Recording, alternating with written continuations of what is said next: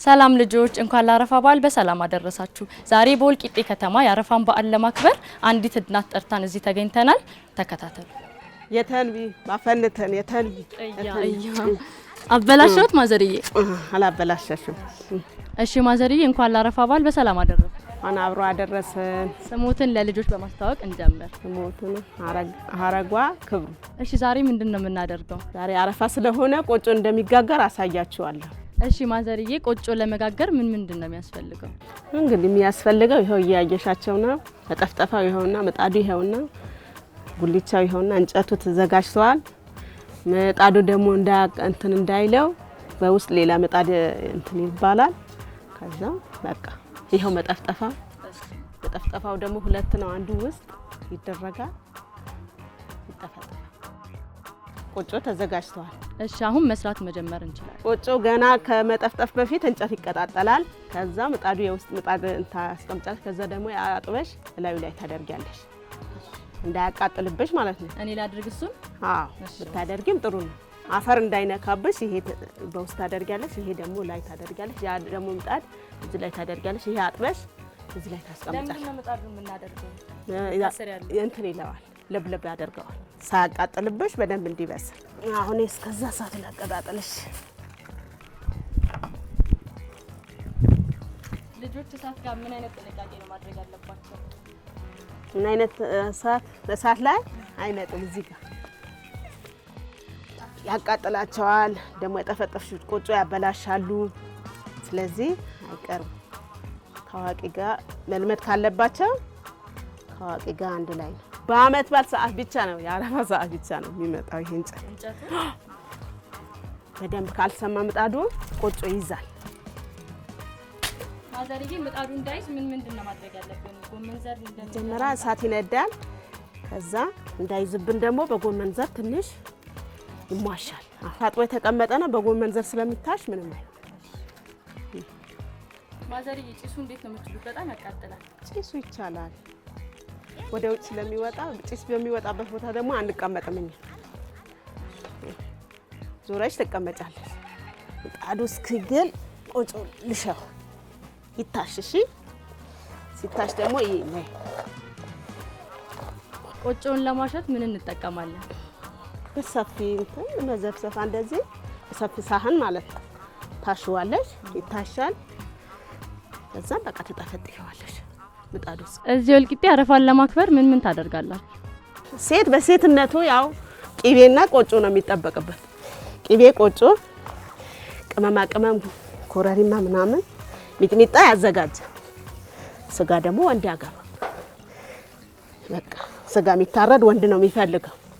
ይሄ ቆጮ ከመሆኑ በፊት ከምንድን ነው የሚዘጋጀው? ከእንሰት ነው የሚዘጋጀው። የአመት በዓል ተብሎ ግዴታ ይሄ ቆጮ የአመት በዓልሽ ለይተሽ ታስቀምጫለሽ። ይሄ የአመት በዓል ነው ተብሎ አንድ ጊዜ የሚፋቅ የተፋቀው እንግዲህ 5 ሰው ይሁን 6 ሰው ይሁን የተፋቀው የአመት በዓል በቃ ለብቻ ወራቱ ጠብቀሽ በአመት በዓል ጉድጓድ ውስጥ በቃ አስፍቀሽ ጉድጓድ ውስጥ ተጨምረልሽ ለአመት በዓል። ሌላ ጊዜ የሚበላው በተለይ ለአመት በዓል በተለይ። እሺ ማዘር ከስር ያለው ከምንድን ነው የሚዘጋጀው? ከእንሰት ነው። ይሄ ከእንሰት ይዘጋጃል። ይሄ በደንብ ካልታሸ ደግሞ ይቆረሳል። ይሄ ድንጋይ ስላለው የስሩ ደግሞ ድንጋይ እንትን እንዳይልብሽ። ስለዚህ እንዳይቆረስብን በደንብ ማሸት አለ። በደንብ ማሸት አለብን። በቃ በደንብ ታሸዋለሽ። ከዛ በቃ እንደዚህ ሰብስበሽ ተጠፈጥፊዋል። ይሄ ደግሞ ይሄ ስሩ ሁለት አይነት እንዳይሆንብሽ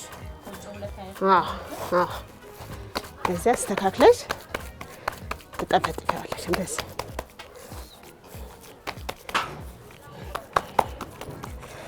ቀላል ነው። እንደዚህ ተጠፈጥፊያለሽ። ሁለት እጃችን ነው መጠፍጠፍ ያለብን። ካልሆነ ይቆረሳል። ካልሆነ ማንኛውም ነገር በአንድ እጅ እኮ አይሆንም። ስለዚህ በሁለት እጃችን ነው።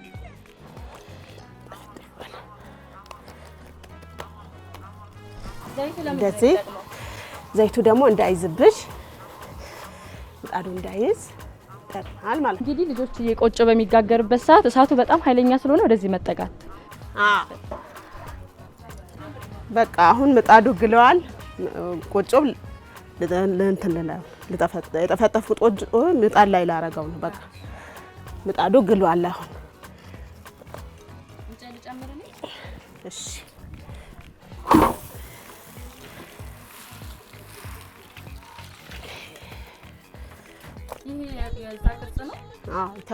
ይሄ ተፈቦ ይባላል። ተፈቦ ቅርጽ ነው። አሁን ይሄ የተቀነሰ ቆጮ እንዳይበላሽ ደግሞ ውሃ አርከፍክፈን እናስቀምጠዋለን። ቆጮ ለመብሰል ስንት ደቂቃ ያስፈልጋል? ትንሽ ሰዓት። አንድ ቆጮ ይበቃል? አንድ ነው የምንጋግረው? ኧረ አረፋ ስለሆነ 4-5 ይጋገራል። ስለዚህ አንዱን እኔኛ የምጋግረው። አሳይሻለሁ፣ ትጋግሪያለሽ። ቆጮ ከበሰለ በኋላ ከምን ጋር ነው የሚበላው?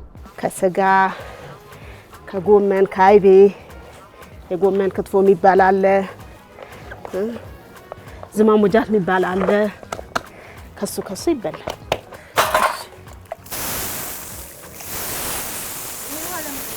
ይሄ ውሃ ደግሞ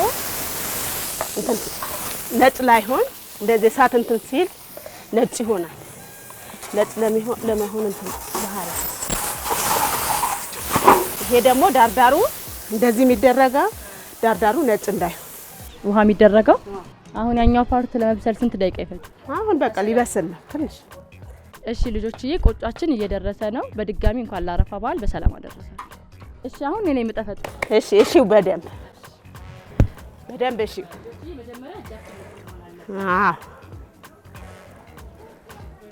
እንዴ ልጅ ወይ አላሻሽ እሺ።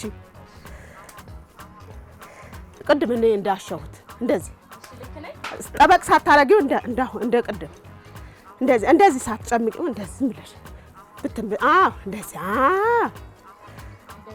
አዙረሽ እንደዚህ ጠበቅ ስታረጊው እንትኑ ይይዛል።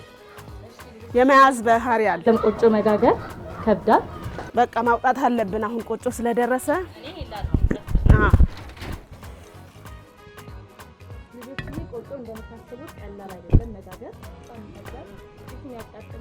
ሁለት ቦታ እንቆርጠዋለን።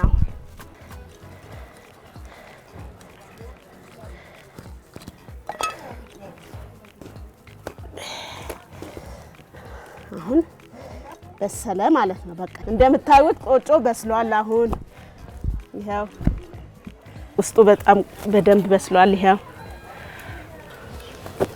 አየሽው? አሁን ለጠፍጠፋው ያዘ። አበላሽው? ጠበቅ ስላደረግሽበት ዝም ብሎ ጠበቅ ሳታረጊው ብለሽ ታሽዋለሽ። እንደዚህ እንዳይዝ ምንም ማድረግ አይቻልም? ይቻላል። ምን እናደርግበታለን? አራክፈሽ እንደዚህ እሳት አጠገብ ታቆሚያለሽ። ልጆችዬ እንደምታዩት የኔ ፊት ቀልቷል፣ ቆጮም ደርሷል። ቆጮ መጋገር እንደሚታየው ቀላል አይደለም። ልክ ነኝ? ጎበዝ።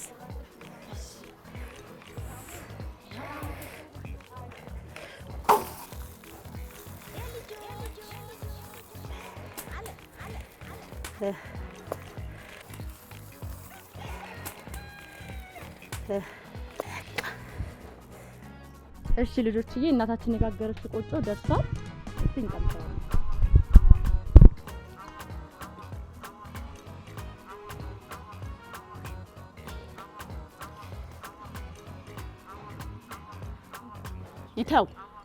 ይጣፍጣል። አሪፍ ነው በጣም። ማዘር ቆጮ በጉራጌኛ ምን እንደሚባል ግን አልነገራችሁም። ውሳ ይባላል። ውሳ ቆጮ ማለት ነው። ውሳ አረፋ በዓል ቸነህ መያጀህ ማንደይ የትም ለከትክ ማንደይ አህማም ይቀርሳል እንደም አህማን የሳርኸም።